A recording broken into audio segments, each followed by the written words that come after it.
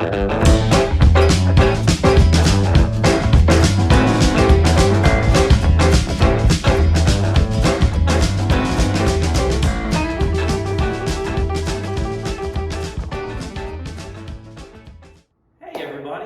it's your good buddy Dave from Kart Speed. Let me ask you a question. Have you ever been to the racetrack and no matter what kind of change that you made, the go-kart didn't react whatsoever? Like, it didn't matter if you went up in air or down in air pressure. It didn't matter if you changed 2 or 3 different sets of tires. It didn't matter if you made a chassis adjustment, if you went up across or down across. It didn't even matter if you changed chemicals on the outside of the tire. The go-kart just wouldn't react at all, almost like it was numb. Like you saw absolutely no changes. Yes. Yes. Yes.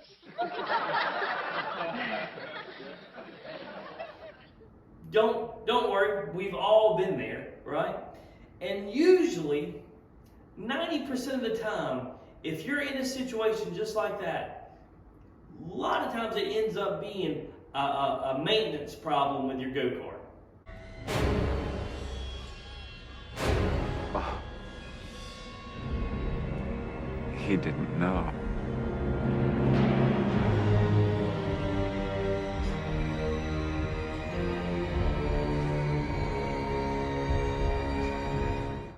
As the racing season is slowing down, right, and most areas are kind of going to an off season, I thought that this video, it was a great time to talk about something we hadn't really discussed on this channel before, which is component maintenance. Now, when I talk about maintenance, most of the time people think I'm talking about, washing your go-kart after a race, or washing the engine, or oiling your bearings, or cleaning the bearings, or make sure the bearings are rolling good.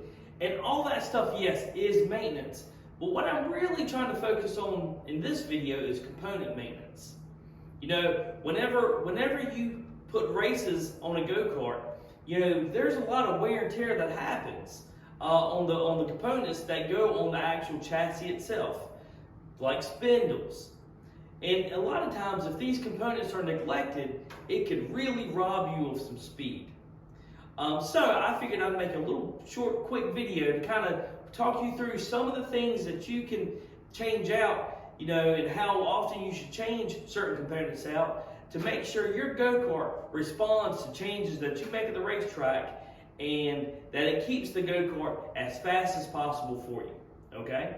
So, when we talk about component maintenance, the very first thing I want to talk about is spindles. Now, with spindles, some people change their spindles once a year, some people change their spindles twice a year. I like to keep mine on a race count. About every 20 to 25 races, I change my right front spindle. Why? Because the right front is under an extreme amount of load. In some situations, the right front can exceed upwards of 200 pounds of load being exerted onto that corner of the chassis. Well, that's a lot of beating that spindle takes. And after lap, turn after turn, it can start causing the metal to get what they call fatigued, where the metal starts relaxing and it loses some of its memory and some of its spring back. Because we don't have suspension, right? The metal and the tire kind of becomes our suspension. So we need that metal to have the right amount of spring back that it has when it's new. Well, after so many races where the spindle gets loaded and unloaded so many times, the metal tends to kind of lose a little bit of its spring back. Now, you can't see this with the naked eye, right? Because if you look at it, the spindle probably still looks good. It's not bent.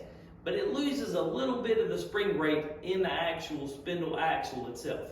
So on my go-karts, every 20 to 25 races, I change my right front spindle. Now, what does that mean? That means if we race 2 races a night, that's every 12 weekends or so, okay?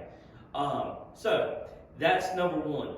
My left front spindle, I usually change that about once a year. Why? Because the left front doesn't see the load being exerted on it as the right front, okay? Another area is, and it doesn't get talked about too often, are kingpins, okay? Now, A lot of people overlook their kingpins and they shouldn't. I have a video from a good friend of mine, Alan Smith, over at Double Vision Motorsports, that has a great video on, or a video clip on what does a kingpin that's wore out, kind of do to the front end geometry of the go-kart. So check it out.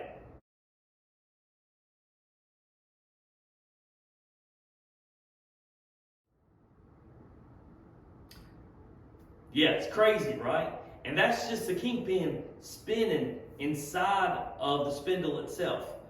So even though you set it on the scales and set all your front end geometry, if you don't change your kingpin, because the kingpin's under load and it's getting exerted upon as well, it's under stress, then that could be happening to your go-kart as well. So normally I change my kingpins once a year. The same with a lot of my steering components, tie rod ends, the heim joints to hold in the steering shaft. Here's another video, again from Alan Smith from Double Vision Motorsports. Check them out on Facebook, they're really good guys. About a heim joint going bad on the steering shaft. Check it out. You see, things like that really rob speed potential out of your go-kart, okay? If you don't change these components at least once a year, then what you'll find is the go-kart becomes numb and dead and not reacting the way that you want it to when you're at the racetrack. Another thing that gets overlooked is axles. I try to change my axle about once a year, okay? The axle, when it goes around the turn, is getting loaded and unloaded and twisted a lot when it's around the turn because it's got the left rear pulling up and the right rear pushing down. Well, whenever it gets under that kind of load, again, the axle, it has to have a certain amount of stiffness and spring to it because that's what's putting weight through the right rear tire and onto the racetrack or picking the left rear tire up. Here's another video clip. It's a slow motion clip of a race of a Junior 1 driver, his name Everett Thomas, going around a turn in a slow motion, and you can see the axle bending and flexing as it's going around a turn. Check it out.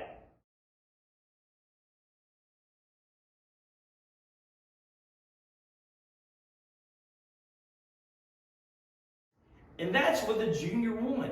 Imagine what it's doing on a Clone Heavy, or a Junior 3, or even a Limited, you know?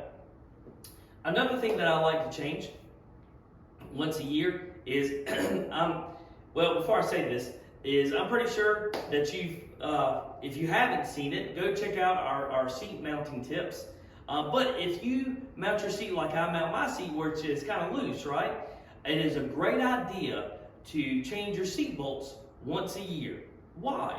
Because with that seat moving up and down, the slightest bend in any of those seat bolts, if it rotates around, could put the seat in a bind. And you don't want the seat in a bind because you want that go-kart to work freely, okay? So that's another item that you need to play. So to kind of recap, kingpins, spindles, tie rod ends, heim joints, axles, all these components, seat bolts, need to be replaced at least once a year for you to be able to maximize the speed potential out of your chassis. Well guys, I appreciate you joining us for this quick video. If you have any questions, don't hesitate to shoot me a message on Facebook or give us a call at the number at the bottom. Boom! Guys, again, until next time, race is tough. Don't be leaving no speed in the trailer.